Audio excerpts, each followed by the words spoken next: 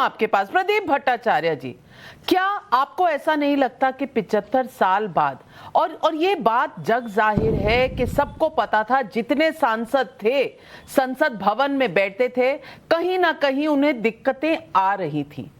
कोई मंत्री होता था तो उसके कमरे के बाहर बैठने की जगह नहीं, कोई पार्टी का दफ्तर होता था वहां हीटर कॉरिडोर में लगा होता था। ये सारी तमाम चीजें आपकी भी देखी हुई हैं, हमारी भी देखी हुई हैं।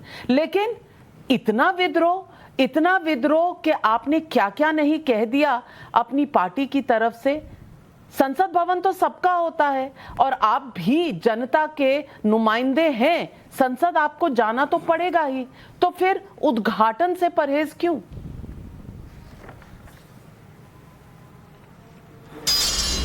बात ऐसा है, अब तो सही बोला, संसद सबका है, लेकिन अभी जो लगता है ये संसद उद्घाटन के लिए राष्ट्रपति जी को बुलाया नहीं क्यों, उपराष्ट्रपति को बुलाया नहीं क्यों?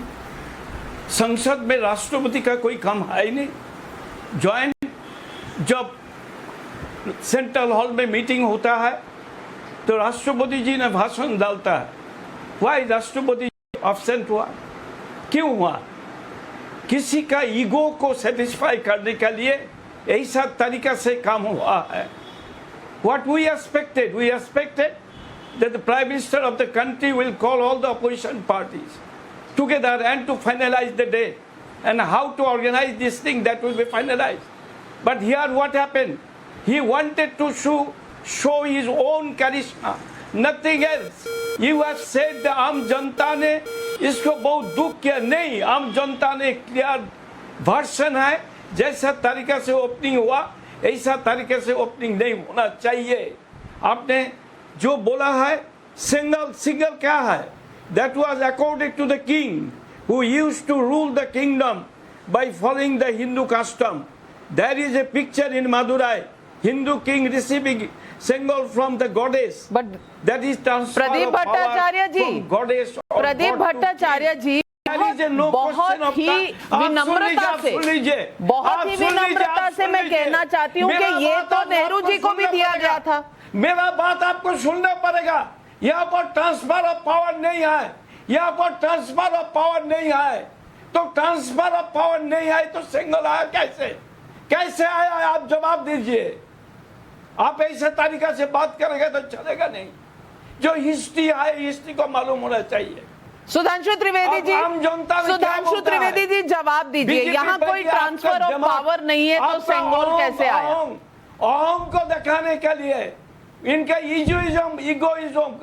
ईगो को दिखाने के लिए, हमारा सनातन धर्म में अहम दिखाना अन्याय है, लेकिन बीजेपी जो अहम दिखा रहा है, इनका ईगो को दिखा रहा है, इसको अन्याय कर रहा है। उपनिषदि लोग पढ़ा नहीं, जा देवी सर्वभूतेषु शक्ति रूप संस्थिता, नमस्तस्यै नमस्तस्यै नमस्तस्यै नमो नमः।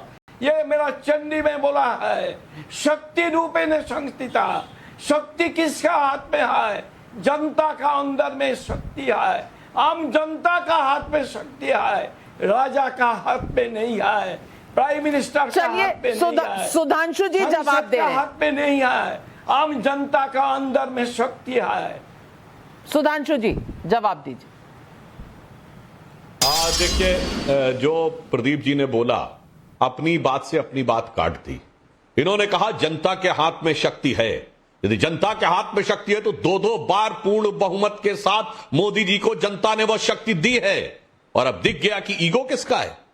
ईगो तो आपका है कि जनता ने जिसको शक्ति दी है उसे हमें नहीं मानना है। और आपको जनता ने यदि शक्ति दी थी तो इस देश ने वो अभी ईगो देखा था। अपने टर्न पे बोलिए सर, आपने अपने टर्न पे बोलिए, आपने अपने टर्न पे बोलिए। के साथ बात किया नहीं क्यों? अरे सर, आपने अपने टर्न पे बोलिए, आपने अपने टर्न पे बोलिए कृपया। पार्टी को बात साहब, ईगो की शक्ति तो वो थी कि प्राइम मिनिस्टर के ऊपर नेशनल एडवाइजरी काउंसिल बैठा दी जाती थी। नेशनल एडवाइजरी काउंसिल का चेयरमैन कैबिनेट मिनिस्टर के रैंक का होता था, और कैबिनेट मिनिस्टर के रैंक के व्यक्ति की फोटो प्राइम मिनिस्टर से बड़ी होती थी। ईगो वो होता था कि कैबिनेट ने जो प्रस्ताव पारित किया उसे पब्लिकली प्रेस कॉन्फ्रेंस में फाड़ दिया जाता था। इसलिए वो बात पता है, इसलिए उस पर आप ना बोले तो ज्यादा बेहतर होगा। और आप जैसे सीनियर पार्लियामेंटेरियन को ये बोलना शोभा नहीं देता है। मान्यवर, this was not a parliament session. Please अपने टर्न पे बोलिए, बीच में डिस्टर्ब मत करिए। प्रदीप भट्टाचार्य जी, আপনি বলেছেন এখন শুনতে হবে। बोलिए सुधांशु जी। अब मैं बोल रहा हूं। अरे देखिए, ये संसद का सत्र नहीं था। जब संसद का सत्र बुलाया जाएगा तो वो राष्ट्रपति के द्वारा ही बुलाया जाएगा, राष्ट्रपति के निर्देश पर ही चलेगा। परंतु ये तो सिर्फ एक समारोह था। नाविका जी, आप लोग भी अंदर आके बैठे हुए थे। अरे भाई, संसद के सत्र में कोई बैठ सकता है गैर सांसद के अलावा? कुछ भी बोलना। और मैं पूछना चाहता हूं कि प्रदीप भट्टाचार्य जी को इतनी आइडिया नहीं है तो 15 अगस्त के कार्यक्रम में क्यों नहीं राष्ट्रपति को बुलाया जाता? ये नेहरू जी के जमाने की व्यवस्था है ना। और मैं पूछना चाहता हूं, जब नेहरू जी 15 अगस्त 47 को बने थे प्रधानमंत्री, तो संविधान सभा के अध्यक्ष राजेंद्र बाबू थे। राजेंद्र बाबू से कौन सा कार्यक्रम कराया था? बताइए, फोटो दिखाइए कोई राजेंद्र प्रसाद जी की। वो उस समय संविधान सभा के अध्यक्ष थे। मैं पूछना चाहता हूं चुनौती के साथ, बताइए। तब तो 15 अगस्त 47 को सारी फोटो है सिर्फ नेहरू की। बोलिए। इसलिए मैं कहना चाहता हूं, इस विषय पे शांत रह के अच्छे ढंग से विचार किया होता और इस अवसर का सदुपयोग किया होता तो कहीं अधिक बेहतर होता। पर अफसोस की बात यह है कि आपकी ईगो इतनी बड़ी है कि जनता ने वह शक्ति यदि किसी को दी तो वो भी हमें स्वीकार नहीं करना है। और आपने कहा it is not the king. अरे डेमोक्रेसी को किंगशिप में तो आपने बदल के दिखाया। डेमोक्रेसी को किंगशिप में आपने बदल के दिखाया। और आपने कहा इस ढंग की मोदी जी और नेहरू जी की तुलना की, मैं कहता हूं कोई तुलना नहीं है।